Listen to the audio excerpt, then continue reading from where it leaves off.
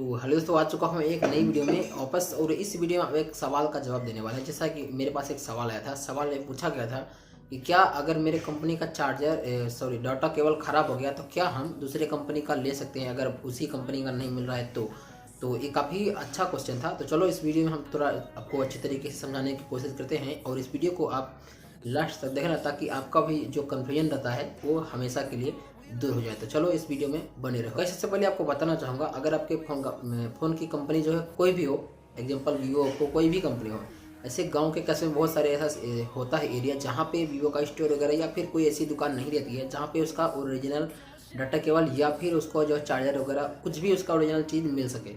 अगर वो देंगे भी तो ओरिजिनल आपको किसी भी देते नहीं है, बट आपको ओरिजिनल का ही नाम देते हैं।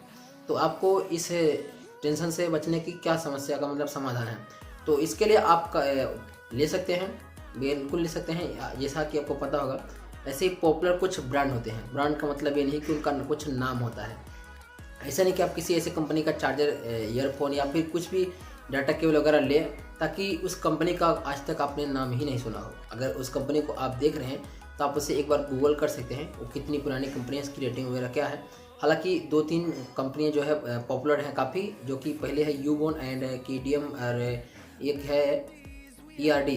जो ईआरडी की डाटा केबल वगैरह होती है वो काफ़ी अच्छी क्वालिटी की होती है। मैंने इसको इस्तेमाल किया है पर्सनली काफ़ी दिनों तक। तो ईआरडी अगर आप डाटा केबल और चार्जर तो दोनों काफ़ी अच्छी क्वालिटी के होते हैं। उसे चाहें तो आप यूज कर सकते हैं या ले सकते हैं। अगर आपका जो है ओरिजिनल जो है उसी कंपनी का ईयरफोन या फिर डाटा केबल या फिर चार्जर नहीं मिलता है तो आप उन कंपनियों का ले सकते हैं। केडीएम भी काफ़ी पॉपुलर ब्रांड है, हालांकि थोड़ा सा इनका जो है महंगा आता है, बट आपको इन ब्रांडों का अगर नहीं मिलता है, आपके जो कंपनी का रिफर करती है उस कंपनी का अगर आपको नहीं मिलता है, हमारे पास अभी 1-2 डाटा केबल है जो कि ओरिजिनल तो नहीं है, यानी कि कंपनी के नहीं है, बट यहाँ पे जो है ये अक्स केबल है जो कि म्यूजिक सुनने के काम में आती है। अगर आपको नहीं पता तो जान लो, ये है 3.5 mm अक्स केबल। एंड ये हमारे पास है दूसरा नंबर, ये माइक्रो यूएसबी है। यहाँ पे आप देख सकते हैं जो आपको कॉमन सी बात है, अगर आपका डाटा केबल ओरिजिनल होगा या कि ब्रांड होगा तो कभी भी आपको जो है इतने से बड़ा आपको नहीं मिलेगा। इसका साइज़ हमेशा छोटा ही रहता है। यहाँ पे आप देख सकते हैं, मैं इसको 2 बार किया हूँ तो ये हमेशा साइज़ में छोटा ही रहता है। यहाँ पे आप देख सकते हैं,